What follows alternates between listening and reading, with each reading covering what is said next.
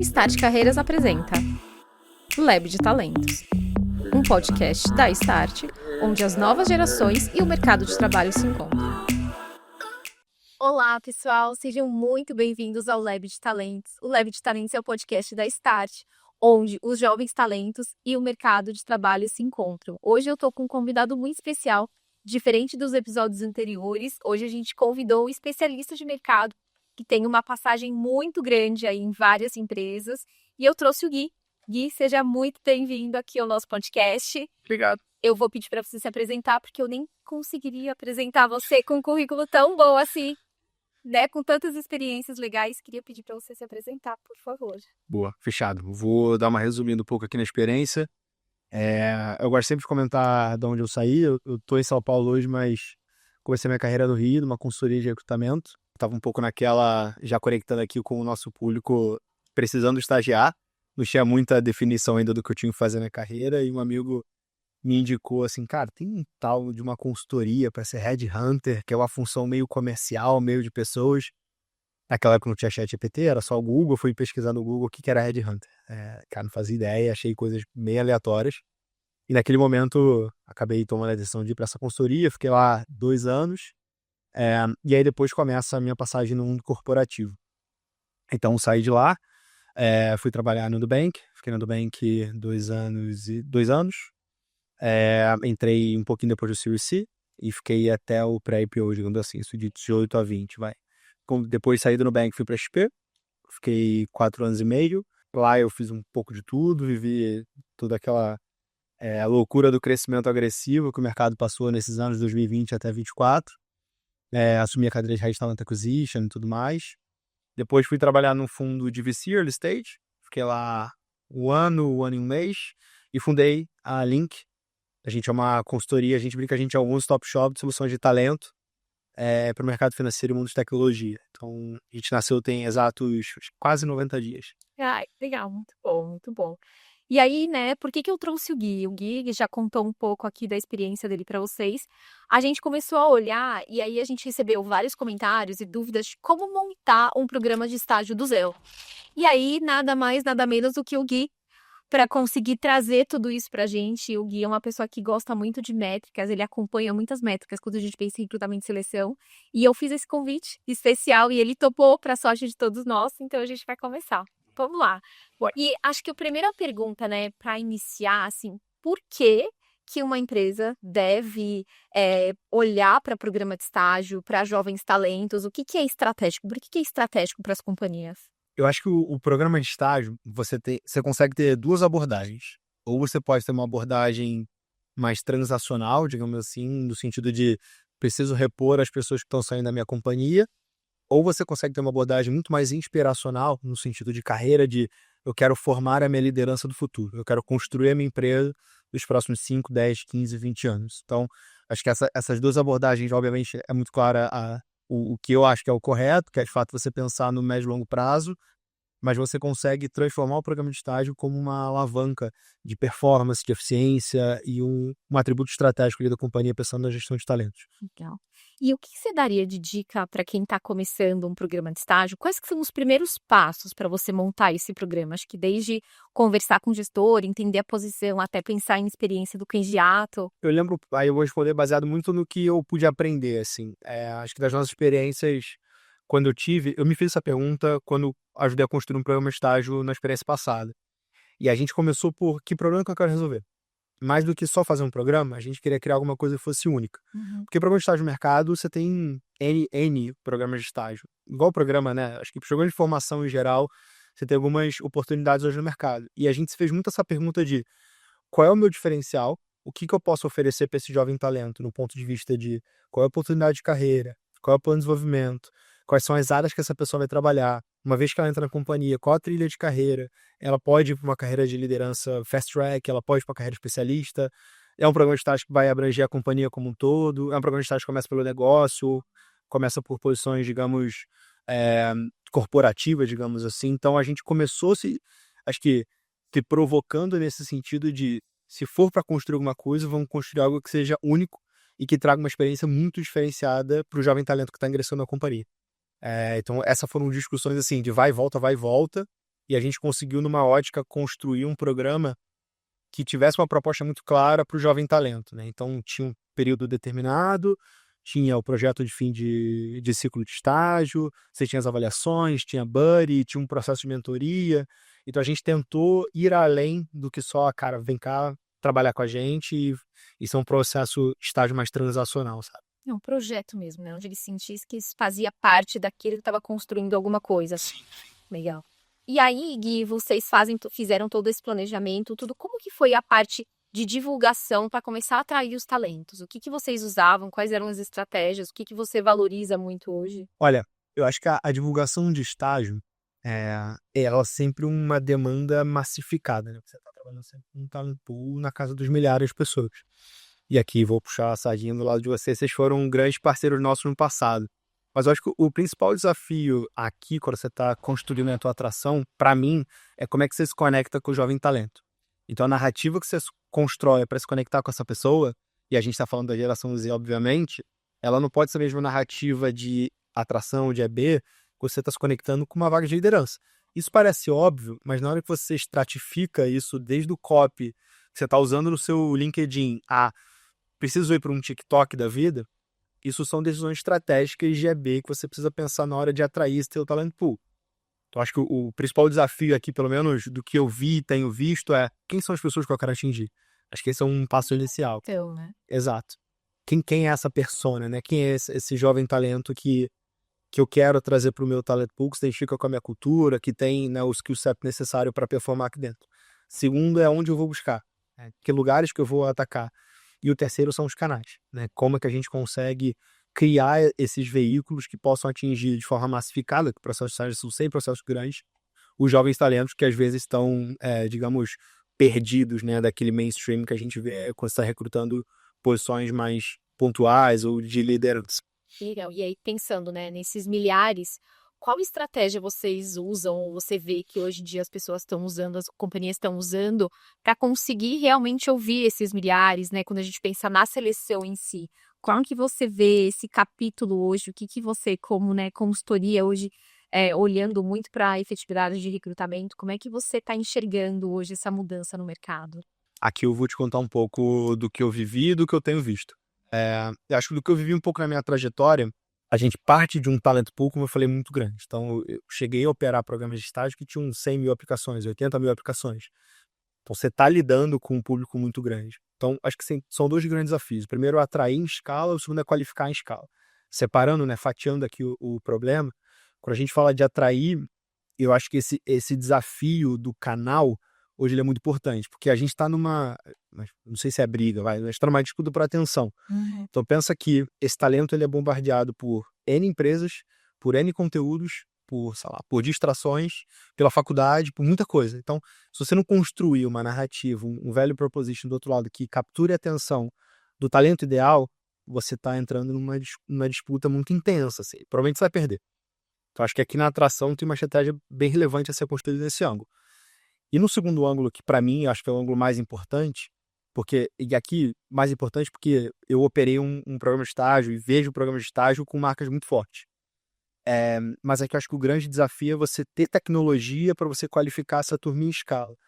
Partindo do final para o começo, geralmente candidatos sempre reclamam de feedback. Né? E o problema de feedback, em grande medida, é porque você não tem a capacidade de avaliar com profundidade todo aquele pipeline de 100 mil pessoas. Você pode ficar 30 segundos por CV, que é um tempo muito baixo, está falando de gastar 50 mil minutos. Então, acho que o grande desafio aqui é, uma vez que eu penso em atrair em escala, construir essa narrativa, eu tenho de fato uma história para contar, um valor para agregar para o talento, é como eu consigo qualificar em larga escala. Porque partindo do fim para o começo, o problema que você sempre vê na experiência da pessoa candidata é que o candidato não recebe feedback. Né? Então, de fato, assim, é quase impossível. A gente falou junto. É quase impossível, e eu sei que do outro lado o candidato ele tem todo o direito a ficar chateado, etc, quando não recebe, mas pensando sobre a ótica de quem recruta, o desafio é você conseguir criar uma experiência que você consiga olhar com qualidade, avaliar as pessoas e dar feedback em larga escala. Hoje, ainda bem que a gente tem tecnologia para tomar essa decisão, usando o modelo de LLM, naquela época quando eu estava do outro lado da mesa, a gente não tinha essa facilidade, foi bem raiz assim.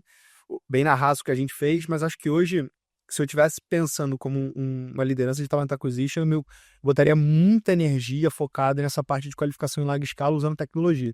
Porque aqui tem um desafio que eu sempre brincava com a turma, que não tem gente boa ou gente ruim. Acho que vai ter gente certa para a cadeira certa. E às vezes no programa de estágio a gente tem muita habilidade em encontrar o skill set da pessoa. Você faz teste cognitivo, teste técnico, faz uma série de avaliações, mas eu acho que o grande desafio aqui é o matchmaking. Assim, como é que você consegue pegar esse hardware do super talento que está no comecinho de carreira e direcionar para a área certa. Né? Porque no fim do dia, você pode ter um super talento que está direcionado para a área errada e, cara, você queimou o cartucho. Entendeu? Então, acho que aqui era um pouco do secret sauce ali que a gente tinha para poder operar isso em larga escala. A gente criou os arquétipos, enfim, a gente fez alguns experimentos que eu acho que ajudaram a gente a priorizar essa turma em larga escala, sabe? Legal. Hoje é até interessante de trazer, assim, a gente tem uma IA hoje que faz esse screening, essa potencialização dos talentos, e uma coisa que a gente tem visto é que, assim, os talentos estão gostando muito de fazer entrevista com a IA. Por quê? Porque a nossa IA, ela também dá feedback de como é que esse candidato está indo. Então, ele se sente muito mais treinado para ir conversar com o RH depois que ele passou por isso. E a visão dele, da empresa que já está usando IA, é outra. Então, eles falam, poxa, já está muito à frente usando IA para fazer esses processos seletivos, assim, um pouco conta do que o mercado acaba achando, né? Tipo, eu não vou usar IA ainda porque os candidatos não estão se sentindo confortáveis e tudo. E a gente tem visto isso, essa contramão, assim, do mercado.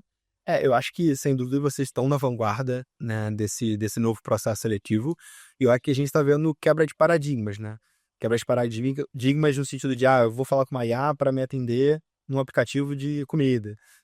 E é óbvio que aqui a gente tem que romper essa barreira, talvez da dúvida, da qualidade do feedback, porque no fim do dia eu acho que é um pouco sobre isso, né? Será que eu vou deixar a tecnologia tomar a decisão sobre as pessoas? E eu lembro que eu fiz um benchmark com um head de TA de uma grande empresa de tecnologia no Brasil, e ele falou uma coisa muito inteligente, assim. Ele falou assim, cara, a gente tem muita tecnologia interna.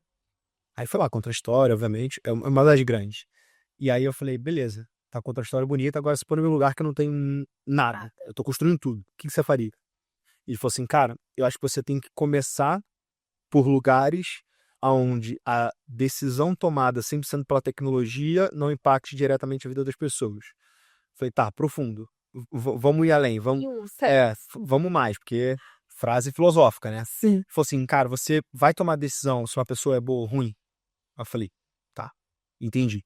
Então, agora, você usar a tecnologia a teu favor para dar feedback, para responder um WhatsApp de uma pessoa candidata que está com dúvida, para você criar uma faca automatizada e gerar uma experiência mais positiva para o teu candidato, isso é mais transacional. Uhum. Você não está decidindo se uma pessoa tem ou não fit para aquela cadeira. Eu falei, legal. Então, quando a gente construiu esse roadmap de algoritmos de tecnologia, e o que eu vejo muito, eu até recomendo bastante para os nossos clientes isso, tenha muita ambição de implementar IA e tecnologia no teu processo seletivo, que eu acho que a gente vai romper esse paradigma, essas barreiras.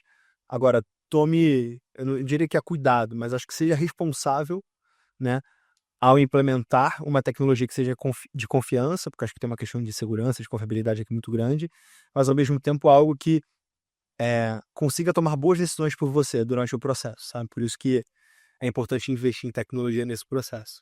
E assim, quem não tá investindo tá acabando perdendo talentos, que a gente fala, né? Porque a IA, ela trabalha 24/7, então você pode agendar entrevistas assim, o tempo todo, e o que a gente tem visto é um grande número de entrevistas sendo agendadas nos finais de semana. Porque a pessoa acho que tem um horário mais flexível, né? Se sente mais preparada para conversar e tudo.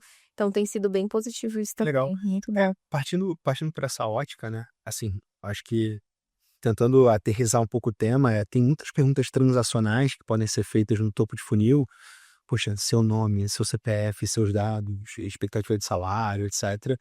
Que ali você está gerando mais conexão com o candidato, né? Você consegue ter uma tecnologia que te faça ganhar escala, mas você não está ainda ali, cara, fazendo aquelas grandes decisões da pessoa no processo. Tá sendo muito legal, assim, acho que tem uma virada de chave bem grande aí pro mercado. Gui, agora pensando, né, essa pessoa candidata, então a gente passou no processo, o que você acha até que é um processo ideal, por exemplo, de recrutamento? Então fez a parte de inscrição, né, aplicou na posição de vocês, o que você vê como um processo ideal Sim. hoje? essa pergunta é legal, porque eu vou voltar na minha época de estagiário. Eu lembro, acho que das primeiras entrevistas, eu recrutava para marketing. Eu lembro que estava entrevistando um candidato e tal, ele contando um pouquinho da história, e ele, você já ouviu falar sobre o funil de marketing? Aí eu, cara, já tinha ouvido, assim, eu fiz relações internacionais, tá? Então, assim, não me ajudou em nada no ponto de vista técnico do trabalho. Mas ele me trouxe uma visão do funil que para mim é 100% transportável para o recrutamento. E eu lembro vários momentos da minha carreira, quando eu desenhava o funilzinho, eu lembrava exatamente as etapas do funil de marketing e elas são muito aplicáveis na nossa realidade de recrutamento. Então, partindo dessa premissa, são 4 grandes etapas para mim, que é a atração, que no funil é o awareness, né, do funil. Primeiro você atrai, depois você qualifica, então você tenta identificar quais são aqueles principais pontos daquela pessoa para você de alguma forma saber se ela tem que ir para cá ou para lá. Depois dessa qualificação, que com muita tecnologia embarcada, eu chamo que é onde você entrevista, você tem o human touch com aquela pessoa, você traz para um processo de avaliação de entrevista, business case, live case, enfim, dinâmicas em grupo. Você tem um cardápio de opções. Fato, eu acho que essa parte mais interativa da troca, ela é menos a parte de testes, digamos assim. E aí você tem, de fato, a última etapa, que é a etapa de conversão, né? Que é a etapa de fazer uma oferta. Eu acho que essas são as 4 grandes etapas. Quando você pensa no processo de estágio, eu penso exatamente dessa forma, mas aqui, para mim, é o segredo e a liberdade poética que cada empresa tem de construir o seu processo seletivo baseado nessas 4 grandes etapas. O que cabe para ela, né? Perfeito. E eu acho que tem muita empresa que, de vez em quando a gente está fazendo benchmark ou até ajudando com a consultoria, de fato, na Link, que a pessoa tem, cara, qual é a receita de bolo? Qual é o segredo? Assim, cara, eu adoraria saber. Eu ia vender Sim. talvez 1000 projetos falando que eu tenho a receita de bolo. Eu não tenho. Agora, existe um frame que você consegue adaptar à sua realidade, que vai depender de quem é o meu talento, quais são os canais que eu uso, quem são as pessoas que eu quero, quais são as vagas que eu tenho. Então, o identificar o problema para pensar na solução, acho que é um caminho de esse aí primeiro, depois vem aquele. As pessoas geralmente pensam mais na solução do que no problema, entendeu? E aí eu acho que é um pouco tiro no escuro, sabe? Muito bom. E aí pensando, né, essa pessoa já se transformou numa pessoa que vai começar na tua empresa, né? O que que diferencia, por exemplo, um programa de estágio excelente de um programa de estágio da média? O que que você vê hoje que os RHs podem fazer, ou que você já fez, que dava essa sensação para as pessoas que estavam iniciando de que assim, nossa, aqui sim é um lugar muito bom, me diferencia, me ajuda na minha carreira, né? Tá. Essa eu vou pensando e construindo a minha resposta. Eu acho que tem grupos de indicadores. E aí não estão na ordem de prioridade, mas vou tentar pensar aqui falando. Tem um primeiro indicador que é a qualidade, né? Que é o quanto eu elevo a barra da qualidade dos talentos da minha companhia. Acho que esse é o primeiro indicador. E você consegue estratificar sobre vários ângulos. A performance da pessoa estagiária do programa de estágio versus outros estagiários ou outros analistas. Esses são comparativos que você consegue estratificar como se fosse um cohort, né, qual a qualidade daquela safra de pessoas que estão entrando na companhia. Então, acho que dali nasce para mim um dos primeiros modos, que é quando se você está elevando a barra da companhia. Então, esse é o primeiro ponto de qualidade.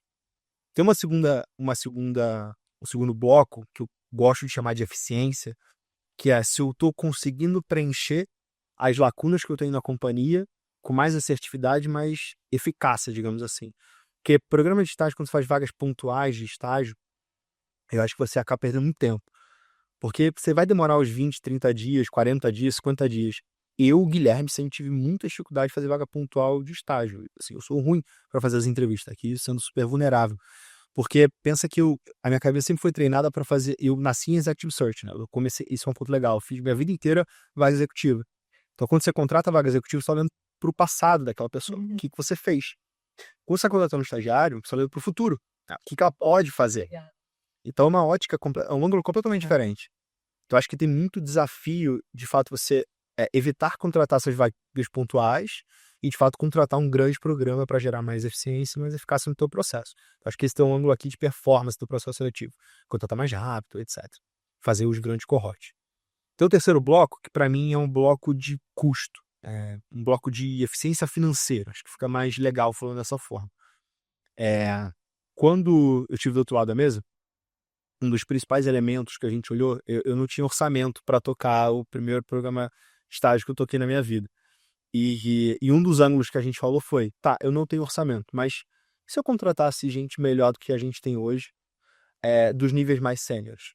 Será que existem cadeiras de pessoas sêniores ou pessoas especialistas que se eu contratasse 3 estagiários e eu formasse essa turma no tempo, seria mais eficiente financeiramente, elevaria a barra e contrataria mais rápido? Essa foi a primeira provocação que nasceu um dos programas de estágio que eu pude liderar. E a gente foi muito feliz, porque começou com um projeto de 40, 50 vagas, chegou a ser quase 300, assim. Porque, de fato, essa era a verdade. Então, esse era um indicador muito forte pra gente, que como eu consigo equilibrar custo, né, a despesa de pessoa da companhia, o meu G&A de forma geral ali, mas ao mesmo tempo garantindo qualidade, sendo um processo mais eficaz, E garantindo um pipeline de talentos, né? e garantindo pipeline de talentos. E aí volto no primeiro ponto que você perguntou do porquê no programa de estágio, que eu estava formando a empresa do futuro. Então, acho que esses eram os indicadores ali, assim, tinha uma pancada, tá? Mas eram, diria, grandes blocos, acho que são as principais coisas que eu acho que são relevantes você olhar. Legal. O Gui, e o que, assim, de segredo para manter o programa vivo e relevante ao longo dos anos? Porque, assim, uma coisa o programa que a gente fez hoje já não é o mesmo programa que a gente vai fazer o próximo ano.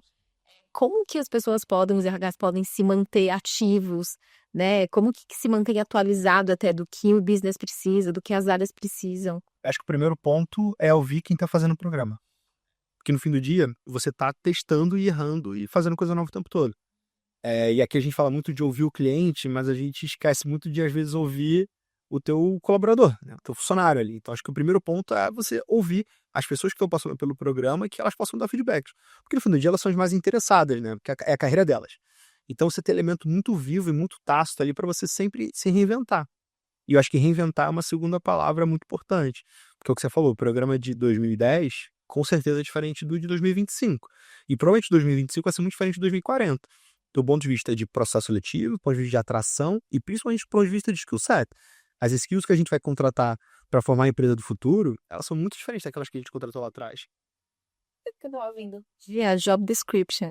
Completamente diferente. Eu fui olhar de 2005 e eu olhei agora, assim, 2005 a gente olhava que você queria aquela pessoa quadradinha que ia fazer só funções muito operacionais. Hoje não, a pessoa estagiária tem um papel crucial dentro das organizações, né? Então acho que o quanto a gente conversa com as áreas, o quanto a gente entende o que o business está pensando, o que as áreas de negócio, as áreas de suporte estão precisando, esse programa ele começa a ficar super vivo. Sim, eu tenho,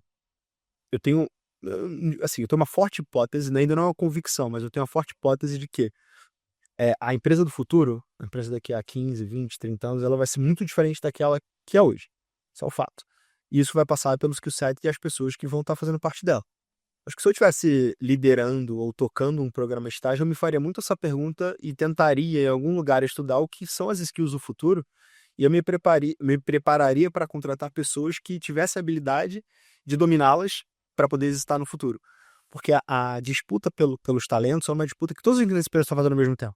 E é uma disputa cara. Porque se você contrata no nível de liderança, no nível de analista, é uma disputa financeiramente, às vezes, ineficiente. Se você formar dentro de casa, se tiver programas de estágio, contratar, né, as pessoas mais aderentes à tua cultura, performáticas, você vai ganhar essa competição, entendeu? Então, muito bom. Agora algumas perguntinhas mais rápido. O erro comum que você vê em programas de estágio. Fazer mais do mesmo. Abrir um programa, vem aqui trabalhar na nossa empresa, e aí aquela falsa esperança da pessoa, eu sou a melhor empresa do mundo, qualquer coisa que eu fizer eu vou trazer as melhores pessoas. Sinto lhe dizer, o mercado tá diferente. Não é a última bolacha do pacote. Não. Biscoito. Biscoito. Um indicador que você sempre acompanha em programas ou até em recrutamento. Pode ser 2? Pode. Qualidade da pessoa contratada. Acho que isso pra mim é assim, o mais importante sempre. E retenção. Pensando qualidade de acordo com o perfil da posição. Sempre. Sempre. A qualidade ela é sempre mutável, baseada naquilo que eu preciso. Uhum. E a retenção. Para mim, acho que tentando trazer por indicadores de negócio, né? É quase que a qualidade do meu pipeline de talentos ela é super relevante e se eu tô retendo essas pessoas no tempo. Porque é muito comum isso, né? Você tem muita gente boa que entra, mas, cara, a tua empresa tá super desestruturada, a cultura não tá alinhada, processos tão ruins, a pessoa sai. Então não adianta você contratar a melhor pessoa, né? Acho que se os dois caminharem juntos, você tá bem. Ótimo. Uma soft skill indispensável em um jovem talento. vai parecer meio clichê, mas eu acho que a habilidade de saber priorizar ou tomar decisões, para mim é muito importante. Eu estava brincando aqui, né, nos bastidores antes de começar, na nossa época, as carreiras eram menos fluidas. Então, as carreiras eram mais lineares. Talvez na época dos nossos pais mais ainda, né? Naquela época de 30, 40 anos numa empresa só. Hoje, o plano de carreira, ele é muito... É, É vivo, né? ele é muito vivo, é uma curva sinuosa, assim. Você não tem uma linha reta. Você vai pra frente, vai pro lado, vai pra cima, vai pra trás. Então, eu acho que o jovem talento hoje que não tiver uma visão clara de habilidade, de aonde eu vou bem, aonde eu não vou bem, que eu preciso desenvolver. E eu sei que é difícil isso numa pessoa que está começando a carreira, mas ela deveria se preocupar com isso, porque é muito fácil perder o rumo. Acho que com tanta oportunidade, que é o lado positivo, talvez o outro lado da mesa disso é você despriorizar, você não ter foco. Desfoque. Então acho que essa habilidade de saber tomar essa decisão ou de priorizar a coisa certa, para mim é mega relevante. Mega relevante. Super legal. Aí agora um bate-bola final. A gente tá chegando no final, passou muito rápido. É algo que você aprendeu com as novas gerações. Tem um evento específico que eu fui que eu mudei minha mente, assim. Eu fui para um evento de jovens talentos que eram de universidades brasileiras e brasileiros que estudavam fora. Eram esses dois grupos juntos, assim. E a curiosidade intelectual da geração, no sentido de não existem barreiras, não existe limite, com tanta tecnologia, com tanto recurso, etc., é um negócio que me provoca muito. É quase aquela sensação, eu preciso fazer o catch-up, porque senão eu vou ficar para trás muito rápido. É quase um instinto de sobrevivência, mas ao mesmo tempo um instinto assim, de pura admiração por uma nova geração que está vindo, que tem muito mais ferramenta, tem muito mais conhecimento e muito gás. Então eu admiro muito isso, assim. Acho que a habilidade de conseguir quebrar as barreiras e, cara, vou lá, vou resolver o problema e vambora, entendeu? Assim, é um negócio que me assusta às vezes, tá? Mas é o que eu sempre admirei. Uma habilidade que uma pessoa em início de carreira precisaria desenvolver. Tá, beleza. Essa eu vou parafrasear um líder que me falou isso uma vez. Tentar lembrar exatamente o que ele falou, assim, mas foi calma, faça o trabalho, não pega atalhos, que as coisas vão dar certo. E alguma coisa que te inspira em trabalhar com jovens talentos? Não sei se vou ser redundante no que eu falei, mas acho que essa questão da curiosidade intelectual, para mim, é algo que me inspira porque eu me sinto renovado. Então, há 15, 20 dias atrás, eu estava numa faculdade dando uma palestra para o curso de engenharia de software. Quero falar um pouco sobre carreira, mercado, etc. E toda vez que eu me conecto com essa turma, eu consigo ver talvez o futuro, sabe? Eu vejo a nova geração vindo e falo assim, cara, tô ficando para trás. E eu honestamente tenho medo disso muito grande, de me tornar uma pessoa obsoleta, sabe? Então, acho que do outro lado é uma curva, é uma via de mão dupla, assim. A turma me procura, cara, o que eu tenho que fazer esse programa de estágio? Como é que eu entro numa empresa tal? Então, mal sabem eles que talvez eu aprenda mais com eles que eles comigo, assim, sabe? Então, Essa troca é muito gostosa. não, eu adoro. Eu gosto. Sou muito fã, muito fã. Curto. Um conselho que você gostaria de ter recebido no começo da sua carreira? Essa é uma frase, alguns cariocas vão saber o que eu tô falando. Você tem 2 ouvidos e uma boca. Ouvir mais do que falar. Eu acho que no começo de carreira eu sempre fui um cara muito emocionado, assim, muito, cara, vamos lá, vou fazer, vou conquistar o mundo, etc. E eu bati muita cabeça, sabe, na porta. E errar faz parte, beleza, do jogo. Mas talvez eu teria poupado umas 50 batidas de cabeça no muro que eu dei se eu tivesse ouvido um pouco mais, assim, então. E parece meio coisa de tiozão, né, falar isso. Está na flor da idade. É. Mas eu acho que foi, assim, algo que me ajudou a me formar como profissional no tempo. Muito bom. Bom, Gui, a gente chegou ao final. Muito obrigada. Adorei ter você aqui. Vamos pensar nos próximos. Pessoal, muito obrigada a vocês que estão aqui. Se tiverem dúvidas, sugestões, quiserem conversar comigo, com o Gui, a gente está à disposição. Pode acionar a gente nas nossas redes. Obrigada. Até o próximo. Tchau, tchau.